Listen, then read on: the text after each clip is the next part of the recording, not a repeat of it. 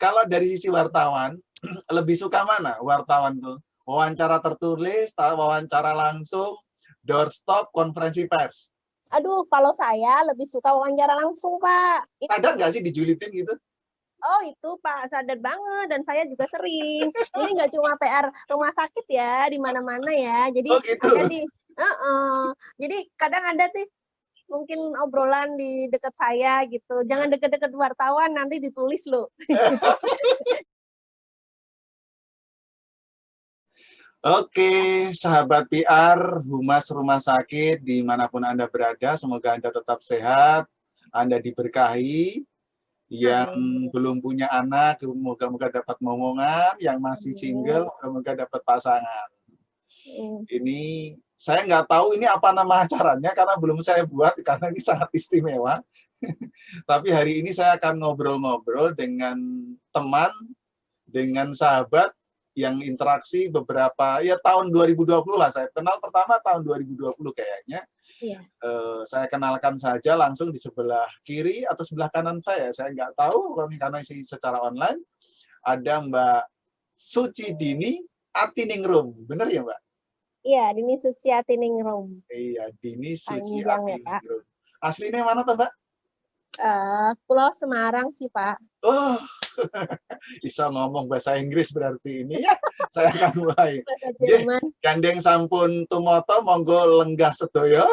Kula badhe merwakani acara ingkang boten wonten judulipun menika. Siap, matur nuwun. Iya, Mbak Dini Suci ini adalah jurnalis dari IDN Times. Sebelumnya beliau juga wartawan di Tribun News. Beliau 6 tahun jadi wartawan. Sudah cukup senior gitu ya. Beliau penanggung jawab Desk Kesehatan dan beliau kayaknya yang in charge hari ini dengan Kementerian Kesehatan. Jadi kita tepat hari ini.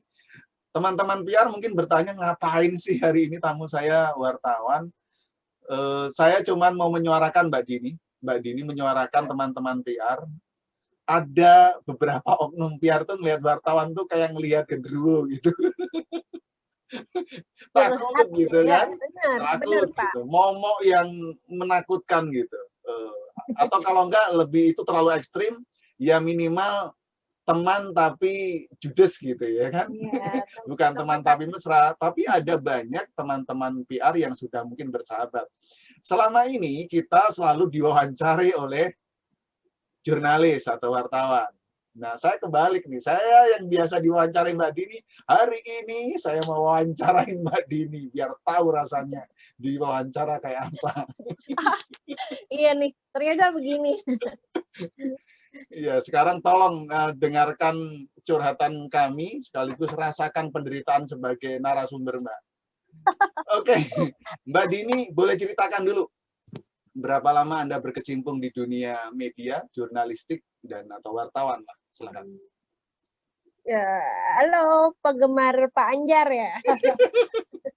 apa Pak? Fansnya apa Pak? Anjarisme, Anjarisme lah. Pak Anjarisme. Jadi perkenalkan, saya Dini Suci Atiningrum. Saat ini saya reporter di IDN Times. Lokasinya di Jakarta. Kebetulan IDN Times sendiri merupakan... Kaosnya dibuka gitu, itu IDN Times kan itu kan. Oh iya, ini IDN Media Pak. Jadi IDN Times memang naungannya dari IDN Media. Hampir 2 tahun Pak setelah saya hijrah di Jakarta. Jadi sebelumnya saya tinggal di Semarang, di Jawa Tengah. Di Jawa Tengah sendiri saya juga sebagai reporter di Tribun Jateng. Jadi Tribun memang ada regional banyak ya Pak ya. Tribun merupakan jaringannya dari Tribun News sendiri. Saya di situ sudah 4 tahun. 4 tahun ya. Jadi benar tadi yang saya sampaikan ya, 4 tahun di Tribun, 2 tahun di IDN Times. Ya. Masih masih kecil sekali Pak, Mas. Kalau balita masih mau masuk sekolah ya Pak, kelas 1 ya Pak, masih meraba-raba melihat masih belajar. Ya, kalau di media 6 tahun itu ya udah udah lari kan, udah milenial ya. Tapi tetap masih belajar banyak nih Pak, masih harus belajar terus nih Pak. Oke.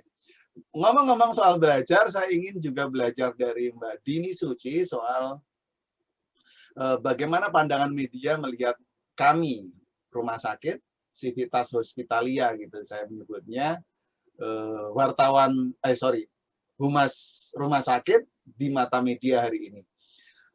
Ada pandangan bahwa media itu maunya cuma berita yang buruk-buruk aja.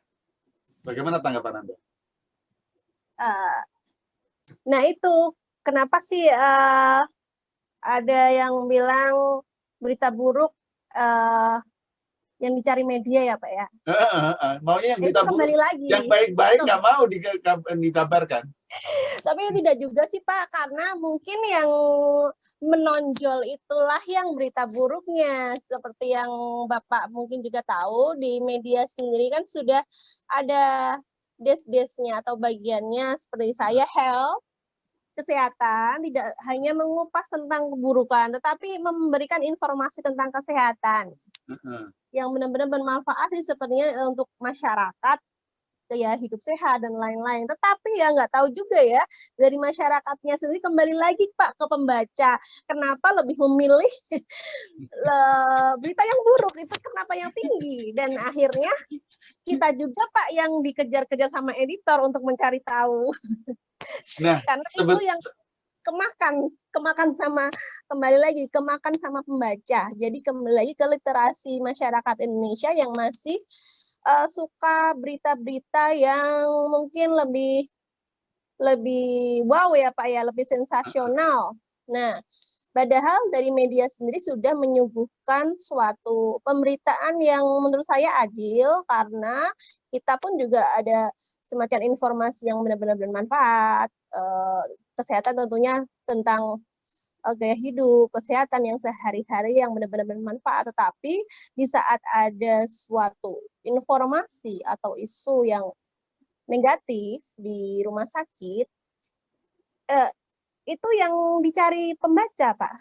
Apa kalau begitu media atau masyarakat lebih suka yang negatif, lebih menarik pada kabar negatif dibandingkan yang positif? Atau yang netral? Nah, inilah fungsinya media, Pak. Jadi kalau media sendiri, bedanya ya Pak, sama apa namanya, citizen jurnalis, mungkin Bapak juga udah tahu. Iya, media sosial lah. Media sosial, masyarakat juga lebih banyak share tentang misalnya ini ada apa sih, langsung di-share aja. Nah, di media inilah fungsinya kita akan mengabarkan, mencari fakta sebenarnya Pak. Kita mencari fakta apa yang terjadi. Jadi bukan negatifnya yang kita tonjolkan, tetapi ada apa sih sebenarnya. Artinya kalau dalam kasus lain, menarik juga sisi positif rumah sakit itu diangkat sebetulnya. Menarik. Menarik. Tinggal kemudian cara mengangkatnya, atau apa sebetulnya kesulitan mengangkat sisi positif dari rumah sakit? Kalau dari pandangan media. Jadi kita cari angle-nya aja sih Pak yang menarik. Sisi positif tentu ya, kita mencari suatu isu yang saat ini lagi boom atau yang lagi dibutuhkan masyarakat. Terutama saat ini lagi pandemi COVID, tentunya masyarakat lebih aware sama kesehatan, bagaimana menjaga kesehatan. Nah, berita-berita itu kita dapat informasi, tentunya wawancara dengan dokter-dokter, dengan humas-humas, dengan memberikan informasi yang tepat. Nah, itu kan kita juga memberikan sisi positif juga, Pak. Gitu. Kalau dari sisi Mbak Dini, soal tadi COVID, oke lah, soal tips dari dokter. Tapi kalau dari Mbak Dini, sebetulnya contoh, apa sih sisi rumah sakit, selain COVID lah saat ini, yang sebetulnya menarik buat media untuk diangkat di media? Sisi rumah sakit selain kondisi COVID ya, Pak? Misalnya kabar kayak apa sih misalnya? Ya, seperti yang saya share tadi, Pak, kabar seperti apa? Lebih tepatnya ke tips-tips menjaga kesehatan, Pak. Jadi lebih mungkin bisa share tentang tetap berkaitan dengan COVID ya. Oh iya, boleh. Nggak apa-apa. Mindset Anda hari ini soal COVID nggak apa-apa, jadi saya memaklumi saja. Tapi bagaimana misalnya keberhasilan rumah sakit, misalnya keberhasilan operasi yang memisahkan dua bayi kembar, atau operasi jantung yang baru pertama, atau obat kanker, operasi kanker yang juga terobosan di sebuah rumah sakit misalnya. Kayak gitu menarik nggak sih buat media? Itu menarik Pak, karena kita apalagi itu sebuah kesuksesan yang tidak semua rumah sakit ya Pak bisa melakukan, dan tentunya ada kesulitan-kesulitan. Nah, untuk mengangkat itu lebih menarik di mata masyarakat, biasanya saya mengemas lebih ke sisi personalisasi dari dokternya. Jadi masyarakat bisa merasakan gimana sih perasaan dokternya saat operasi. Jadi nggak cuma teknisnya mengoperasi gitu aja, tapi kita mencari bagaimana mengemasnya menarik dengan behind the scene-nya, bagaimana perasaannya dokternya, apakah dia takut, apakah dia ada khawatir, bisa tidur apa tidak. Jadi tahajud enggak kan gitu ya. Jadi tulisan itu lebih hidup gitu loh Pak. Jadi tidak hanya seremonial aja. Jadi kalau saya mau masuk ke seremonial, saya mau potong seremonial. Karena kebanyakan teman-teman tuh ngundang wartawan kalau ada seremonial, ulang tahun, buka layanan baru. Nah, sebetulnya jarang sekali itu diangkat. Apa yang membuat teman-teman wartawan itu atau Mbak Dini nggak begitu suka dengan seremonial? Atau ada kesempatan nggak seremonial itu diangkat menjadi hal menarik menurut wartawan? Kalau seremonial memang susah mengangkatnya Pak, karena itu sesuatu yang hal biasa, yang umum, yang masyarakat kalau pembaca sendiri sudah baca judulnya aja, pembukaan ini aja udah istilahnya males kok. Peringatan kurang ya. HUT 27 rumah sakit kanker Darmais ini nggak menarik lah ya? Ya istilahnya kurang ya Pak, karena sudah flat gitu istilahnya. Makanya kalau itu, kalaupun ada acara seremoni, nah pinter-pinternya media aja Pak, pinter-pinternya reporter kembali lagi mengemas sebuah informasi menjadi sesuatu yang bagus dibaca atau didengar. Jadi kembali lagi kompetensi reporternya sih Pak, bukan acaranya Pak. Jadi acara apapun, kalau pinter-pinternya reporter itu mengemas, itu akan menjadi menarik Pak. Misalkan, atau kalau dari sisi kami, dari sisi PR, pintar-pintarnya PR menampilkan atau menunjukkan kepada wartawan sisi yang diangkat. Bagaimana kalau gitu? Ya, itu juga benar banget sih Pak. Jadi memang selain dari sisi wartawan sendiri, yang mungkin inisiatif mengemas bagaimana agar menarik, agar tidak hanya berita seremoni yang seperti pejabat ya Pak. Jadi pinter-pinternya juga dari rumah sakit mengemas suatu acara yang bisa menyedot perhatian. Misalkan ada sesuatu yang unik atau sesuatu yang menarik, yang wow gitu loh Pak. Jadi nggak hanya seremonial, tapi bisa diselipkan mungkin dengan edukasi atau mungkin dengan informasi yang baru. Jadi kata kuncinya adalah pada acara seremonial itu bagaimana ngangkat sesuatu yang spesial, unik, yang menarik ya? Ya. Jadi tidak hanya seperti peresmian ini, hore tepuk tangan, gitu susah banget Pak. Biasanya ngemasnya memang susah gitu. Saya mau kasih contoh supaya bisa dipahami. Tapi ngangkatnya rumah sakit saya sendiri ya. Misalnya pada hari ulang tahun ke-27 kanker Darmais kemarin. Itu diacarai juga. Misalnya kami meluncurkan buku Darmais Story, kiprah dan kisah rumah sakit kanker Darmais menangani pandemi COVID. Di sana diangkat insight, cerita di balik perjuangan rumah sakit kanker Darmais mengangkat. Itu menarik nggak? Yang kedua, misalnya kita membuka layanan baru. Layanan itu adalah pembukaan donor apheresis atau plasma konvalesen. Nah, kalau kayak gitu misalnya, itu pas ulang tahun tuh Mbak. Menarik nggak menurut Mbak Dini? Itu sangat menarik sekali. Karena apa? Karena sesuai dengan pertama kondisi saat ini. Dengan peluncuran, dengan buku tadi, ya Pak, itu kan banyak banget, saya sudah baca sih Pak, walaupun belum selesai ya Pak.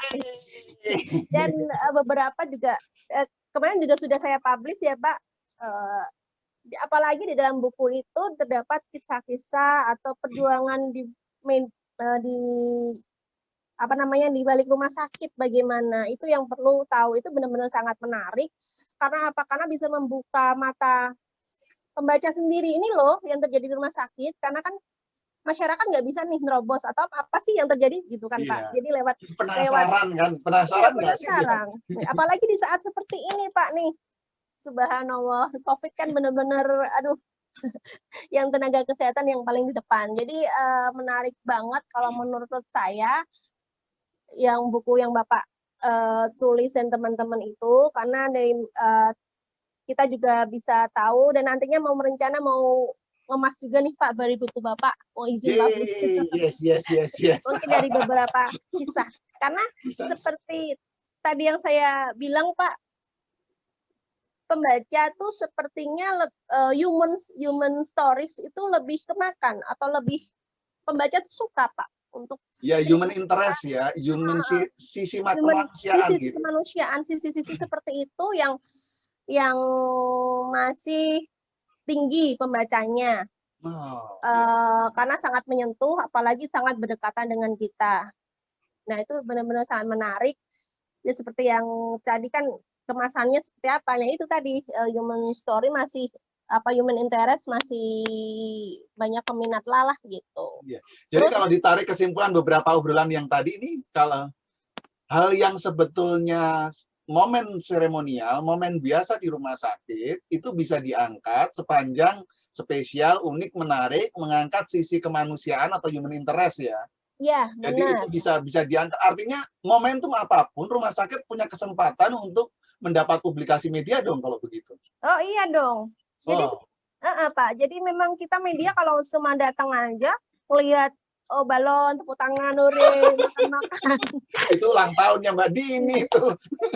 Jadi istilahnya atau informasi yang hanya untuk selamat aja. Jadi kurang menarik sih, kita juga bingung Pak, ini mau ditulis gimana ya gitu. Tapi kalau misalkan di dalam Mitra Acara itu ada sesuatu yang baru, sesuatu yang benar-benar seperti yang bilang tadi unik, peluncuran buku, apalagi bukunya di dalamnya ada kisah-kisah tenaga kesehatan yang mengangkat sisi-sisi lain tenaga medis saat ini kondisinya seperti apa, itu benar-benar bisa menjadi bahan kita pulang dari seremoni udah banyak bahan gitu loh Pak, istilah jadi sampai bingung menuliskannya saking banyaknya ya.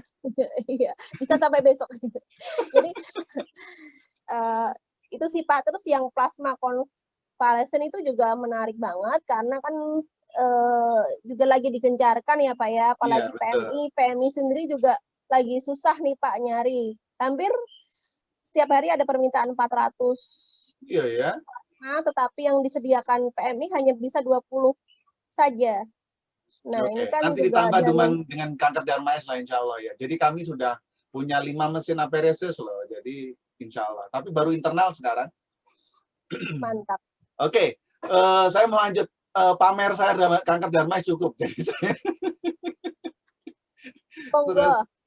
terus saya mau Mbak, ini kan kira-kira nih teman-teman wartawan kan agak, saya nggak tahu kalau ketemu Mbak Dini seberapa akrab ya teman-teman wartawan lain, tapi kan persepsi umum bahwa PR ini rasanya ya tadi ketemu wartawan tuh rasanya kok ketemu teman yang julid gitu loh ya kan gitu. Kira-kira apa sih Mbak yang membuat gitu kalau dari sisi media? Sadar nggak sih dijulidin gitu? Oh itu Pak, sadar banget, dan saya juga sering. Ini nggak cuma PR rumah sakit ya, di mana-mana ya. Jadi gitu. Ada jadi kadang ada tuh mungkin obrolan di dekat saya gitu. Jangan deket-deket wartawan, nanti ditulis loh. Kalau ngomong jangan deket-deket. Apa aja ditulis jadi berita. Rasanya kayak apa gitu? Ya gimana ya, kalau saya sih diem aja Pak, karena saya juga paham. Jadi media itu nggak sekedar nulis saja, tetapi kita juga harus cek lagi. Tentunya wawancara ya Pak, nggak hanya di apa yang kita dengar kita tulis, nggak juga sih Pak, kita harus konfirmasi lagi. Itu mah penggosip itu ya. Iya, ya itu. Lalu sebetulnya menurut Mbak Dini, apa yang menyebabkan persepsi itu ya begitu kuat lah gitu di kalangan PR terhadap wartawan? Sehingga pandangan wartawan sebagai sahabat itu tidak begitu terasa gitu.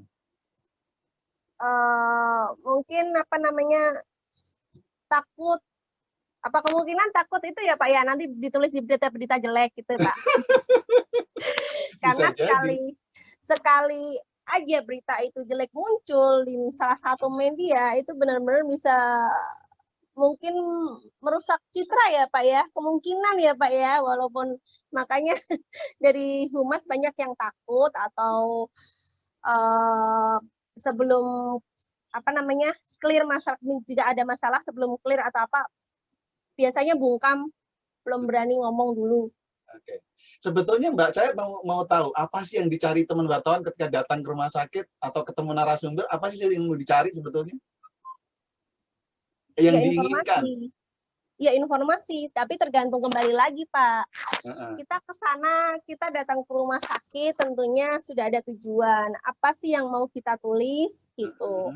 Jika misalkan itu suatu informasi yang tidak benar, apalagi saat ini saya juga, Bapak Anjari juga sering banget dengar banyak informasi yang beredar di media sosial, kondisi rumah sakit, atau ada yang kemarin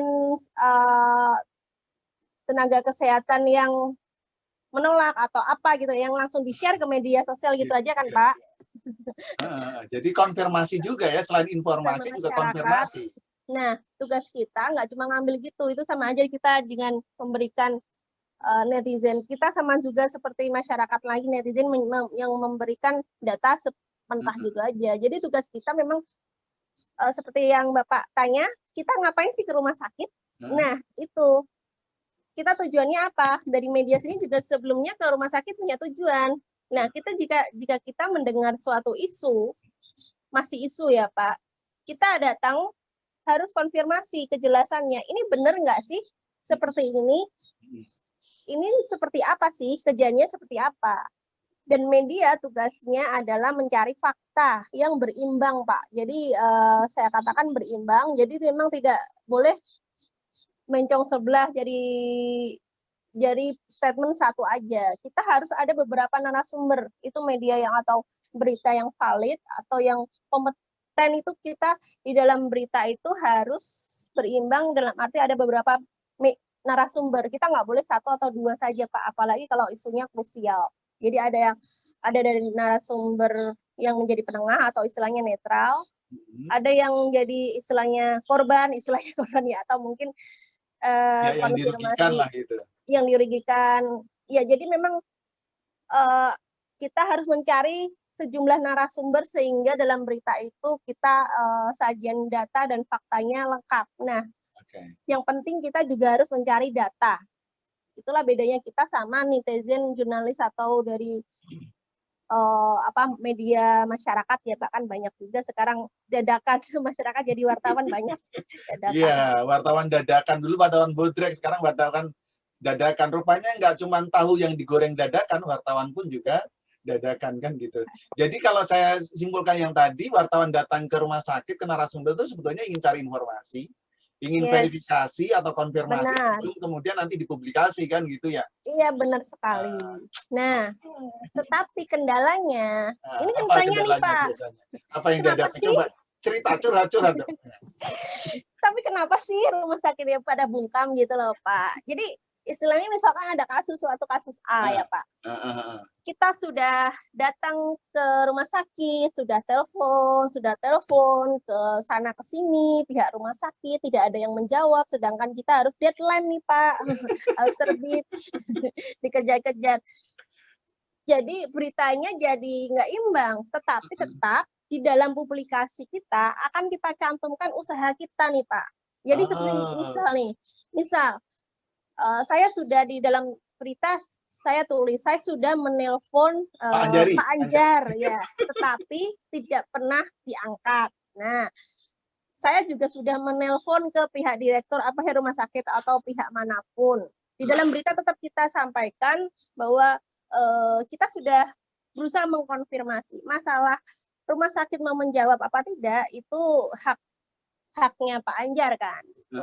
Tapi tugas kita berusaha untuk mencari konfirmasi atau faktanya itu, dan artinya kalau misalnya wartawan sudah coba menghubungi humas, direktur rumah sakit, itu kan sudah memberikan hak jawab, konfirmasi lah, cover both side-nya lah ya.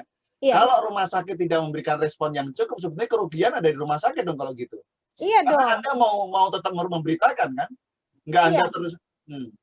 Ya, itu kerugian dari ke rumah sakit. Makanya saya minta kayak apa ya? Jadi pinginnya media itu setidaknya kalau ada sesuatu ngomong dong gitu loh, apa sih gitu loh. Jadi karena kalau diam pun masyarakat juga akan menilai rumah sakit negatif, malah lebih negatif lagi. Kok nggak ada yang ngomong rumah sakit kok diem aja sih? Berarti membenarkan suatu masalah itu gitu, membenarkan bahwa apa yang dialami masyarakat itu gitu, Pak. Oke, Jadi, saya pengen tahu dong, nah, biasanya kalau ditolak oleh narasumber dari rumah sakit atau dari kesehatan kayak apa Mbak Dini? Ditolak, mendapatkan respon yang tidak positif lah. Itu kira-kira biasanya kayak apa? Kayak apa ya? Contoh bahasanya atau gesturnya gitu? Kalau ketemu susah dihubungin ya. Pertama karena kita kan kalau Pak Direktur sendiri kan kita harus, atau ke pejabat kita harus janjian dulu ya. Nah, atau enggak kita cari tahu nih Pak agendanya kemana sih. Doorstop Pak, doorstop. Jadi kita doorstop nih, kalau memang benar-benar penting sekali kita doorstop langsung nih, tembak langsung gitu loh Pak. Biasanya kalau memang nggak mau jawab ya diem aja, sudah ya Mbak, sudah gitu kan. Tapi kalau jadi istilahnya senjatanya doorstop sih Pak, jadi harus langsung doorstop aja. Jadi istilahnya kalau dia pun mau nggak jawab ya udah ditulis aja Pak, maaf ya Mbak, saya nggak bisa jawab. Itu yang penting kita ada informasi. Kalau menurut Mbak Dini, ketemu antara direktur rumah sakit, antara dokternya, antara humasnya, siapa yang sebetulnya ingin paling ditemui oleh Mbak Dini sebagai wartawan?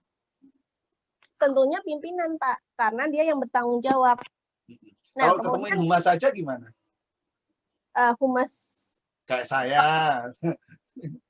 Kalau humas kalau untuk suatu masalah atau kasus yang mungkin harus benar-benar gede ya Pak, itu kurang valid ya Pak. Kita harus memenuhi, iya. Tapi kalau sepintas, kalau berita seremoni atau belum sesuatu ke apalah, nggak terlalu kasus yang besar lah, atau hanya seremoni atau berita-berita itu sih bisa sih Pak. Tetapi kalau beritanya itu isu yang sangat besar, tentunya kita harus mencari pemilik gitu loh, pemilik rumah sakit atau direkturnya yang bertanggung jawab di situ. Bagaimana kalau humas itu jadi juru bicaranya rumah sakit? Kan dia jadi representasi dari rumah sakit.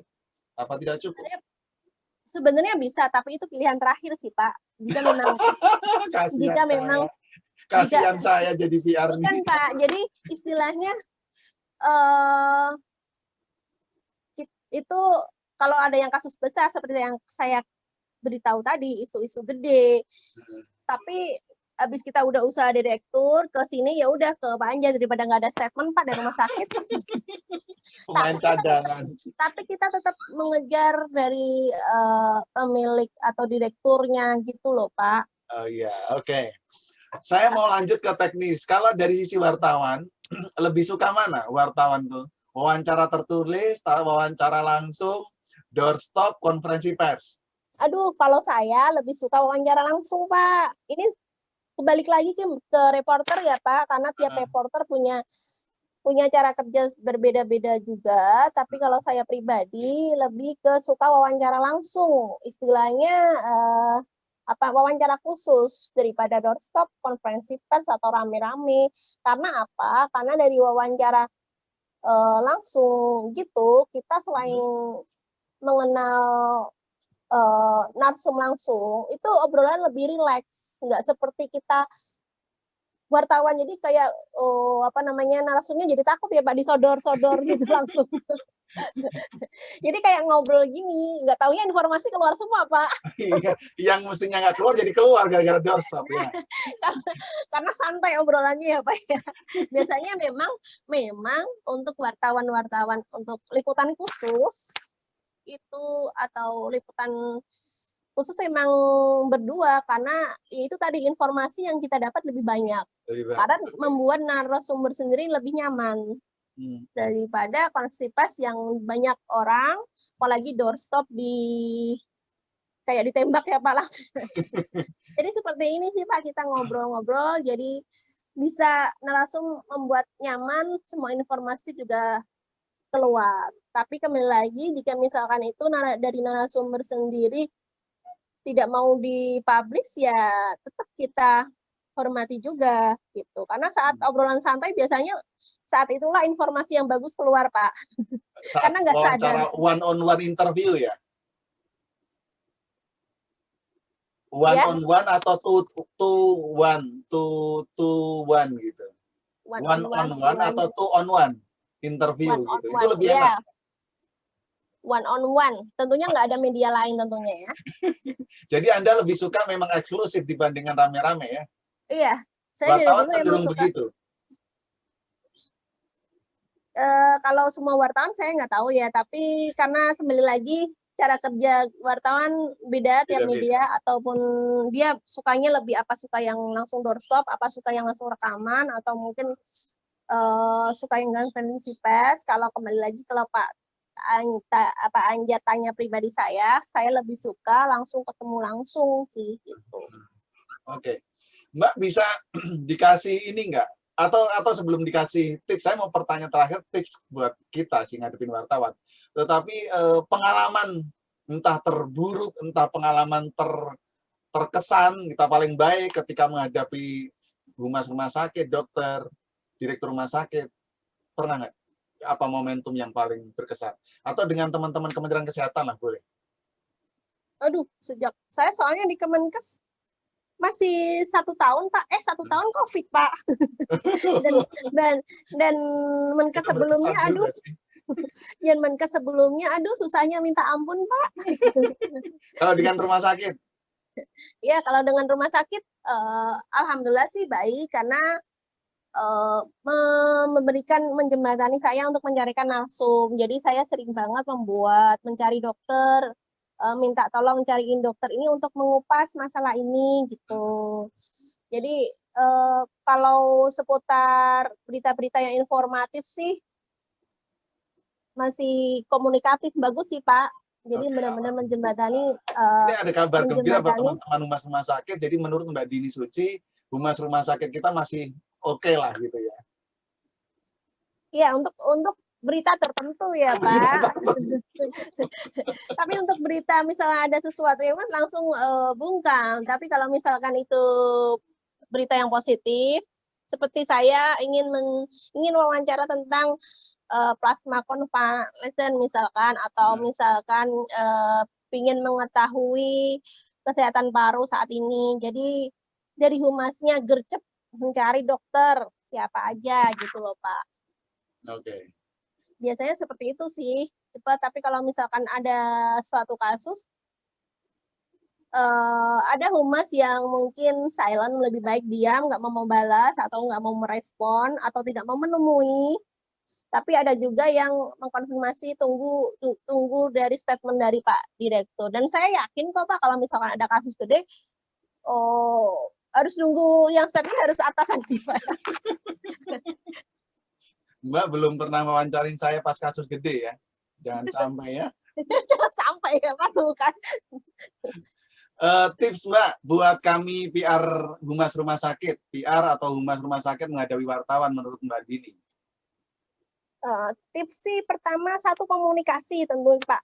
Jaga komunikasi, kita sama-sama saling membutuhkan sih Pak. Jadi saya benar dari media sendiri benar-benar membutuhkan rumah sakit, apalagi di saat seperti ini. Dan mungkin rumah sakit juga ada ya kali ya membutuhkan wartawan kali ya Pak ya. Oh iya, saya butuh wartawan sebagai ketua Perhimpunan Humas Rumah Sakit Indonesia Perhumasri, kami butuh wartawan. Udah, saya berkomitmen itu. Nah, komunikasi tetap harus dijaga, karena dengan komunikasi itulah kita bisa jalin hubungan yang baik, dalam arti jika ada sesuatu atau misalkan isu, kita bisa langsung verifikasi. Nah, yang kedua tentunya jika ada masalah apapun, sebisa mungkin dari pihak rumah sakit meluruskan gitu. Langsung deh gelar konferensi pers, biasanya sih memang seperti itu sih Pak, kalau Tapi itu pun juga kalau banyak desakan sih Pak, biasanya banyak desakan langsung deh dari rumah sakit gelar gitu. Jadi sebisa mungkin kalau bisa dari humas jika biar apa namanya ya, karena ini tergantung apa namanya, ke citra juga ya Pak, image juga ya Pak ya, karena kalau misalkan ada sesuatu kerugian di masyarakat, rumah sakit diam saja, nah itu image-nya langsung benar-benar miring ya Pak di rumah, benar-benar turun karena di media di kami pun juga jadi bete dalam arti ini kok diem aja sih gitu loh, ini kok nggak ada yang konfirmasi, nggak mau ngomong sih gitu. Jadi sebisa mungkin jika ada sesuatu isu yang miring ataupun dari yang tidak benar ataupun benar tetapi dari rumah sakit diluruskanlah, setidaknya ada konfirmasi atau setidaknya istilahnya ngomong lah, ngomong loh Pak. Ngomong toh gitu ya. Ngomong Pak gitu loh, apapun jadi, itu gitu loh. Jadi satu komunikasi tipsnya ngajak ngobrol lah apa maumu kan gitu. Yang kedua cepat klarifikasi ya, cepat tanggap. Cepat tanggap gitu. Ada lagi? Satu lagi biar 3. Oh, ramah ya, seperti Pak Anjari. Alhamdulillah. Ye, ramah, rajin menjamah. Ye. Rajin menjamah komunikasi kan gitu ya. Iya, jadi pertanyaan terakhir buat saya pribadi. Saya minta feedback dari Mbak Dini selama kita berinteraksi selama setahun kemarin lah. Biar saya ada perbaikan. Testimoni seorang Dini Suci terhadap Anjarisme. Ini ke Pak Anjari langsung ya. Ini sebagai humas kali ya, karena kita kan komunikasi sebagai humas ya Pak. Iya. Pak Anjari itu dong, kalau ini kan lagi COVID. Apalagi kita kenalnya saat COVID ya Pak. Jadi belum pernah ketemu nih, karena ketemunya via layar aja. Jadi tolong kalau misalkan ada info langsung dikasih tahu dong Pak, atau dikasih lurus seperti yang kemarin Bapak informasikan di mana itu ya yang kasus itu ya, ada pasien COVID, lupa saya Pak. Nah itu pokoknya Pak Anjari bisa langsung meluruskan gitu loh Pak. Atau tidak yang kita paling demen nih Pak, sering-sering kasih rilis Pak yang bagus. Jadi menambah berita kita. Katanya gitu. Rilis itu Mbak menerima rilis banyak wartawan tuh. Jadi saya agak enggan ngasih rilis sebetulnya. Nah, rilisnya seperti apa dulu, Pak? Oh iya, tergantung rilisnya ya. Oke, nanti langsung kabari apa lagi. Gitu loh, Pak. Jadi update informasi. Oke.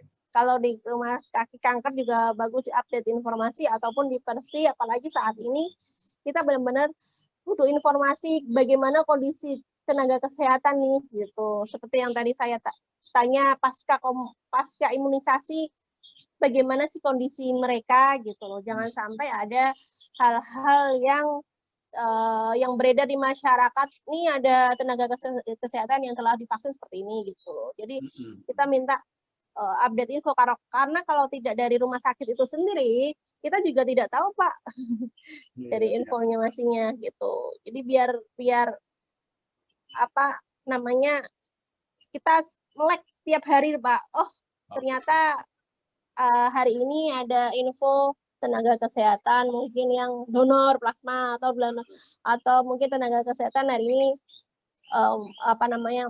merasakan pasca imunisasi efeknya seperti apa gitu. Siap. Itu lebih buat saya, tapi kayaknya buat semua humas tuh kalau gitu. Oh iya. Kalau Pak Anjari sih sudah bagus sih, soalnya udah ramah. Tadi Pak Anjari sering share dong Pak. Soalnya saya juga sering ngintip nih kalau misalkan lagi nggak ada berita, cari isu di website Persi, aduh kok isinya seminar. Ke saya aja Anjarisme itu ada. Oke, saya terakhir pertanyaannya. Saya mau membuat permainan kata. Ini biasa saya pakai sih, tapi sekarang buat Mbak Dini. Cepat jawabnya, jadi 3 kata gitu ya. 3 kata untuk humas rumah sakit. 1.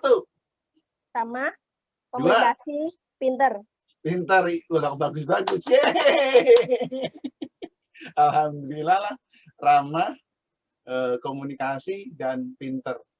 Itu oleh-oleh buat teman-teman Humas Rumah Sakit seluruh Indonesia menurut Mbak Dini Suci, jadi Anda termasuk yang bagus. Mbak Dini Suci, terima kasih ya waktunya ya. Kayaknya sudah 30 menit, Pak. Saya nggak tahu Terima berapa. kasih, Pak. Terima kasih kembali ya, Pak. Sudah wawancara. Apalah saya, Pak, masih kacang, Pak, istilahnya di media, Pak. masih soprit, belum banyak pengalaman juga sih, Pak. Jangan nanti tak wawancara bosmu deh. Siap. Matur nuwun sekali lagi, gimana rasanya diwawancara? Deg-degan ya. Oh, deg-degan juga. Karena tiba-tiba juga bisa. Karena gini, kalau wawancara kan biasanya apalagi ya, tanya apa lagi ya gitu kan. Kalau sekarang tanya apa lagi ya? Kalau sekarang mau ditanya apa ya, kan gitu ya? Ya, karena ini Bapak tanya pengalaman saya tuh jadi lebih santai. Tapi kalau tiba-tiba di luar saya nggak tahu ya apa ya. Sekali lagi Mbak Dini Suci, terima kasih atas kesempatannya, sangat bermanfaat apa yang bagikan kepada kami, Humas Rumah Sakit seluruh Indonesia. Salam dari kami, Persi, Perhimpunan Rumah Sakit seluruh Indonesia. Salam dari kami, Perhumasri, Perhimpunan Humas Rumah Sakit seluruh Indonesia, dan dari Rumah Sakit Kanker Darmais. Saya memakai 3 institusi. Saya yang malah terima kasih nih Pak, diberikan kesempatan untuk langsung curcol ya Pak, curhat langsung. Oke, semoga ya Pak. Terima kasih Pak Anjar. Amin. Assalamualaikum warahmatullahi wabarakatuh. Waalaikumsalam warahmatullahi wabarakatuh. Salam sehat. Salam sehat Pak. Tetap semangat Pak. Oh siap, matur nuwun. And